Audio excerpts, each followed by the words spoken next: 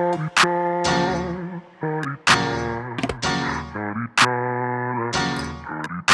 out the way. Who got a watch? Who got the time? I'm raising the clock. Even in my feelings, grind don't stop. Got big dreams, want bigger rocks. I got plans, you got talk. Heard it's real cheap, but it's really gon' cost. I'm trying to get these ends, building empires with my friends. I'm about handling my business. I always forget to ask you guys in the front of the video, and I wait till the end. So would you please do me a huge favor and subscribe to the channel? Here we go. Hey, DeMarie TV family. I just wanted to come to you guys and talk to you about the Kimmy and Maurice Scott situation. So I'm sure all of you have seen the Carlos King interview. You've seen Maurice Scott discussing having sex with his wife while she is fighting for her life because she has cancer, breast cancer, and she's in the process of chemotherapy. And he was talking to Carlos King, and the words that he used himself was she was suffering through having sex with him. Okay, let me repeat that. She was suffering through having sex with him. He said a lot more in the interview about his needs and how frequently he wants to have sex. And one of the things that caught my attention was he mentions one of his favorite movies, and a nugget for life out of that movie was getting 2 out a day. This man is unbelievable. So after that interview with Carlos King, it hit YouTube, it hit the airwaves. It was articles written about him. I mean, everyone came for him because people were just understandably disgusted by this man's behavior. And so TGIF, Claudia Jordan, Funky Dineva, and Al Reynolds did an interview with Maurice and Kimmy this week. And in true Kimmy form, she came out and, she did everything in her power to take the heat from Maurice and put it on herself. And so Kimmy goes into, they asked Kimmy what she thought about the headline. And so Kimmy said first she didn't see it. And then when she started seeing all the headlines and articles and things, she asked him what he said. And then when she watched it, she felt like it was disrespectful and his words did not protect her.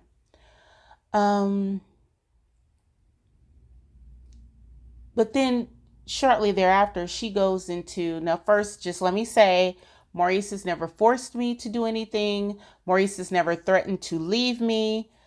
And she talks about how she brought up the topic in the car, how she was also referring to her lack of libido. Sex between them is satisfying for the both of them. But this is a switch up. That is not how Kimmy presented the conversation on the show. On the show, Kimmy was essentially saying that she was faking it during chemo, or she was having sex with Maurice while she was going through chemo, and she was faking it, essentially just to satisfy him. So what she said on the show, Love and Marriage Huntsville, the episode, and what she said in the interview are two different things. And I think that's what kind of pissed a lot of people off. And then you started to see people come for Kimmy tough, because we've watched Kimmy like several times throughout the Love and Marriage Huntsville seasons discuss this issue that she has with Maurice about his excessive need for sex. They had the discussion early on when Love and Marriage Huntsville, I believe it was episode 1, there was a discussion between Kimmy and Maurice about his need to have sex. There was a couples retreat, I believe it was season 4, where Maurice, Kimmy, Tisha, Marceau, and the Whitlows go to a couples retreat with Dr. Francis. During that retreat, Kimmy is also speaking to Dr. Francis and Maurice about Maurice's excessive need to have sex and him not putting forth any effort essentially to care about her experience when they have sex. He just wants it, but he does not pour into her so that she gets the emotional fulfillment that she needs so that she's wanting to engage in sex for him. So what that tells me is even at that time, she was feeling pressure to have sex with him, and she was doing it not because they were both equally enjoying it, because she's literally on the show saying that she essentially wasn't.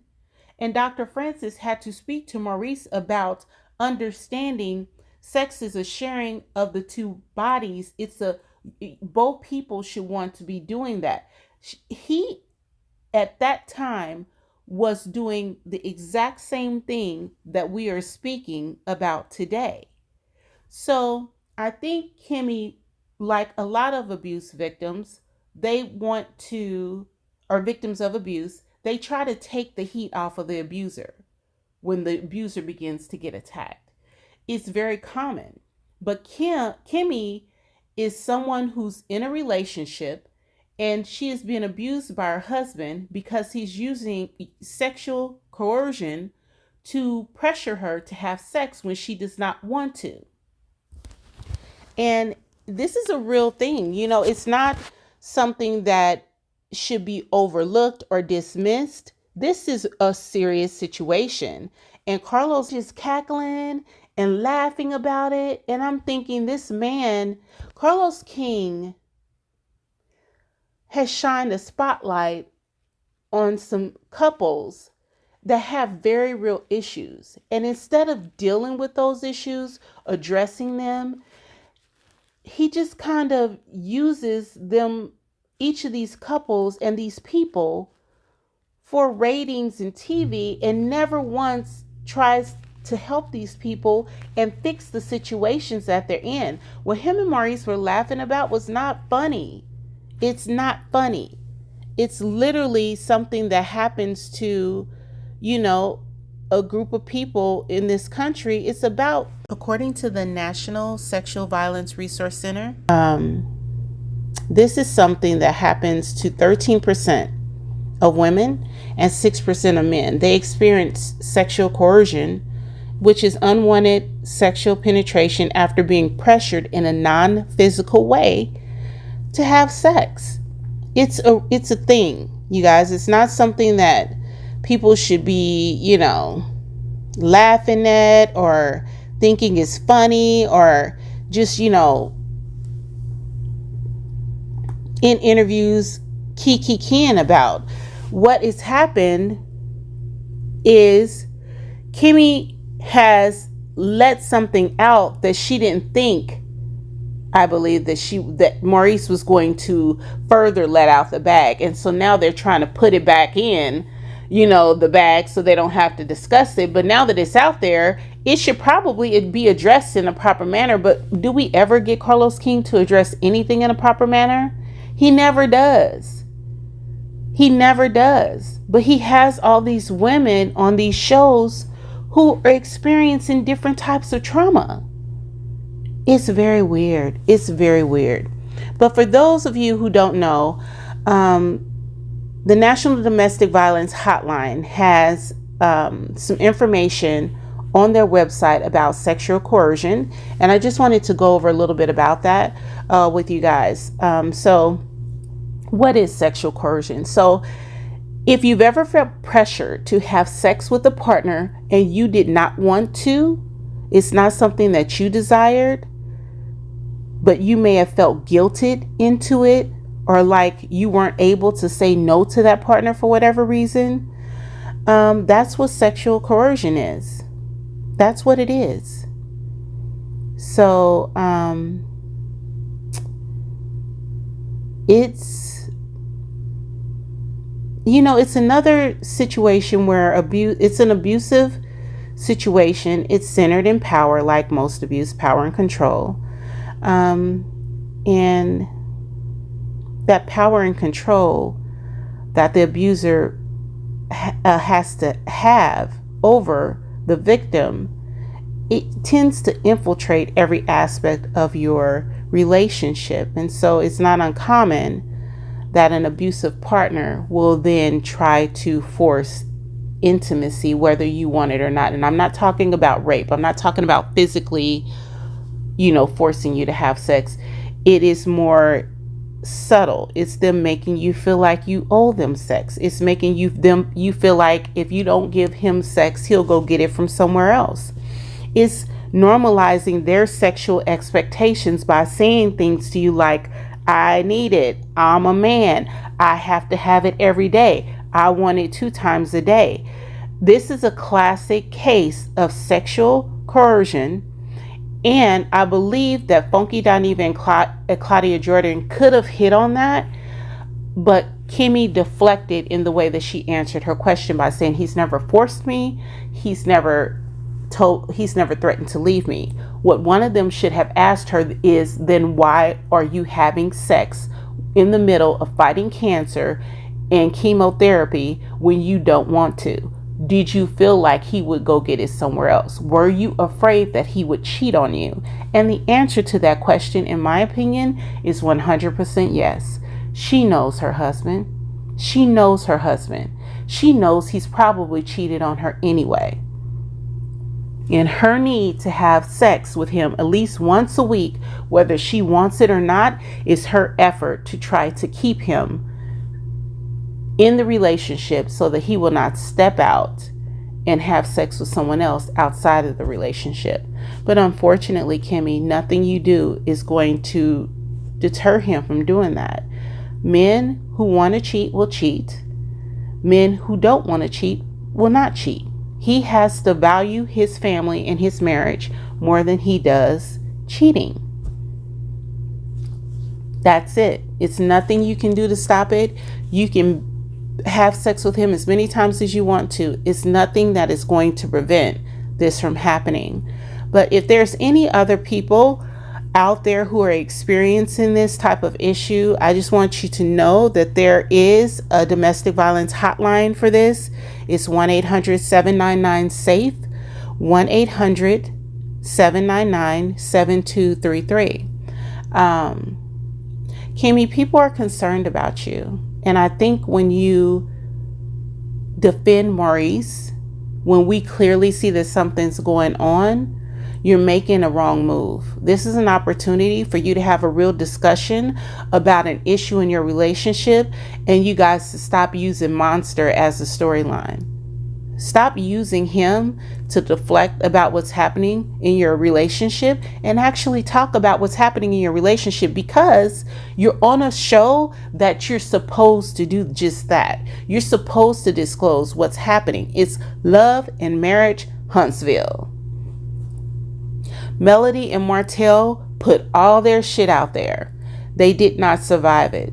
They did not survive it because Martell refused to stop cheating.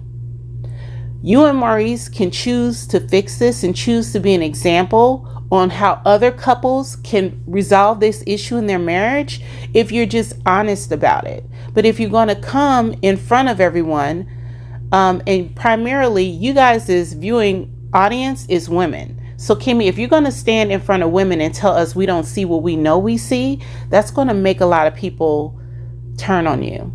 And for the most part, everyone is pretty much Team Kimmy, because we understand that you've gone through a very trying time with the health scare. You've beat cancer, but that doesn't mean that you still are not healing. It doesn't mean that the cancer and the health scare itself did not have a financial toll on you guys. I've had family members who've had cancer. It can literally bankrupt you. The cost of treating cancer in this country is enormous. So we don't even know if she's capable or in a position to leave her husband. So again, I will say I'm going to extend Kimmy grace and not attack Kimmy. I'm not attacking you for what you did on the show, but I am asking you to rethink how you approach this situation. It's very serious, and you have an opportunity to be an example and just be honest about what's happening. And if you be honest and talk about what's happening, I think it'll strengthen you in your marriage so that you can start saying no.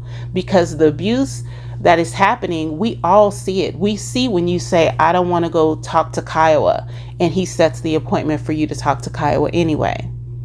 When you say you don't want to have to do dishes and laundry, and you shouldn't be doing all the things that you're doing for Monster. That's he and Kiowa's child. That's not your son. You raised your child. You did a hell of a job with him. He graduated college, has his own place.